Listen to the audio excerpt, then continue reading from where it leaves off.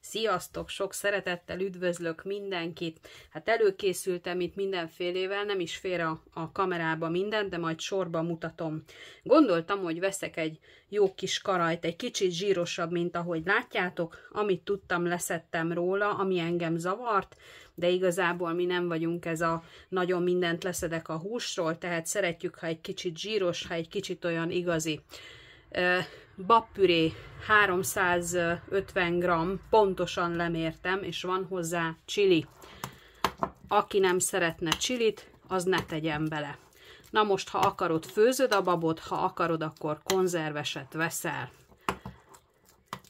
Hogyha főzöd, akkor érdemes egy kis zsiradékot valamit tenni, hogy ne legyen száraz.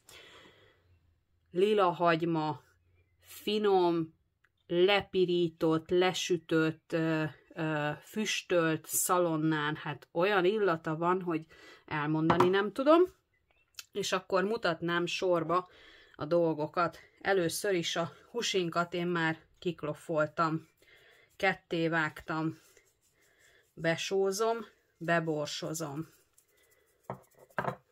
A babpürémet körülbelül már egy kicsit a csilivel összekeverem, így rátettem a tetejére, apróra vágtam, hogy lássátok, hogy van benne csili. Ízlés szerint, tehát aki nem akar bele, az ne tegyen. Megkenjük a húsinkat. Ez egy kicsit ilyen kis kiadós, igazi, házi finomság. Aki finnyáskodik, ne egye. Mi nagyon szeretjük a babot is, a hagymát is, a szalonnát is. Igazából semmi rossz nem sül ki belőle, szerintem. Na, még egy kicsit, mert szerintem ez a húsom, ez nagyobb.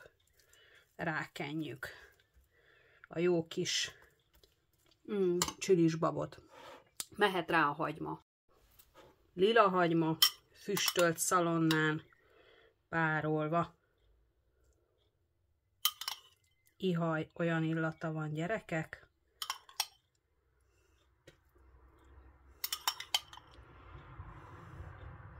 Hagyjunk a másikra is.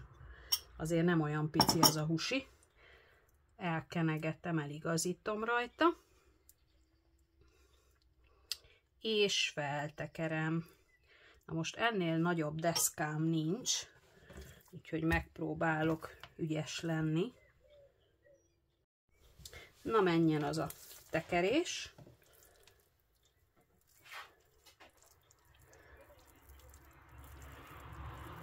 És hústűvel megtűzzük. Második húsink, egy kis só, egy kis bors. Ahol gyerekek vannak, természetesen sem csili, sem bors. Más fűszereket használunk. Használhatunk finom zöld fűszereket. Petrezselyem levéltől kezdve a lestjánig, bazsalikomig, bármit.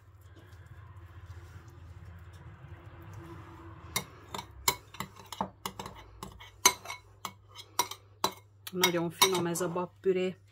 Úgy ízesítsétek, ahogy nektek tetszik. Ahogy nektek ízlik, nagyon finom.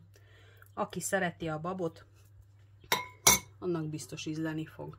Mehet rá a hagyma, finom kis szalonnás hagymácskánk. Jó kis hagyma zsíros, szalonna zsíros. Nézzétek, milyen gyönyörű, remélem, hogy látszik. Házinál nincs jobb, az az igazság. Eligazítjuk rajta. És ezt is feltekerjük. Ugyanúgy megpróbáljuk megtűzni.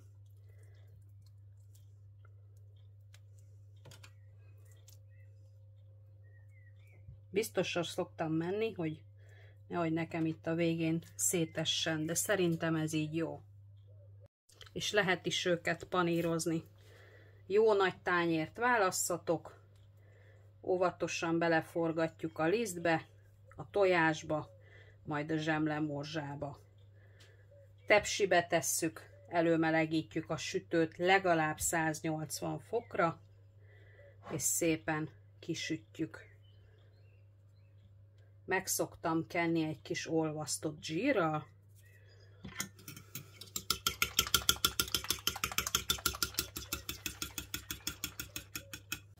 Szépen átemeljük.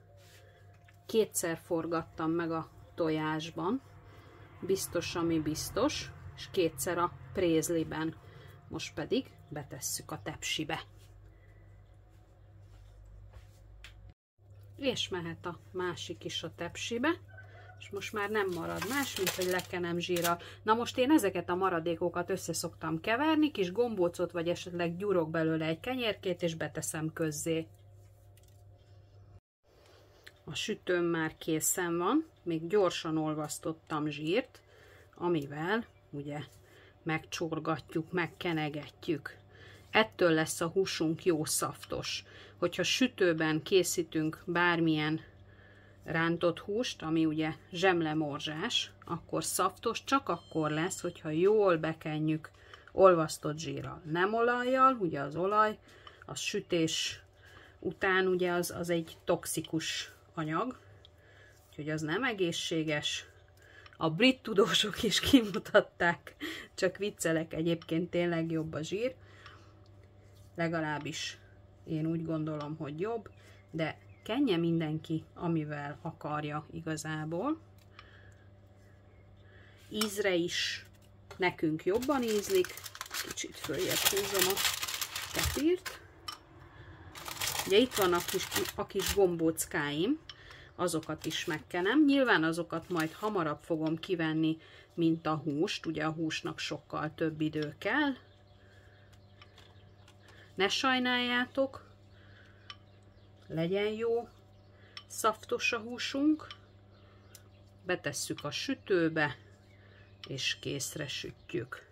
A kis bucikákat is megkenjük. Nagyon finom ilyen kis roppancsok, én nagyon szeretem. Felszoktam szeletelni, és akkor a húsi mellé akár egy krumplipüré, akár egy rizs, vagy csak sima salátával. Nagyon finom.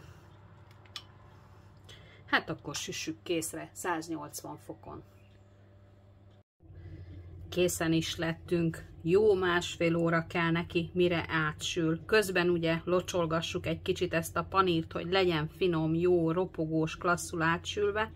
A gyerekek, egy kis tölteléket megkóstoltam, ami így oldalról kijött, egy kis hagymás babos tölteléket. Elmondani nem tudom, hogy mennyire finom. Mindenképpen próbáljátok ki, készítsétek el. Ugye itt vannak a kis kenyérkék, amit megsütöttem, azt időközben, hogy láttam, hogy pirul, kivettem, szépen felszeleteltem, tettem egy kis uborkát mellé, hogy mégiscsak legyen egy kis zöld a tányéron. Hát ez mennyei, eszméletlen finom.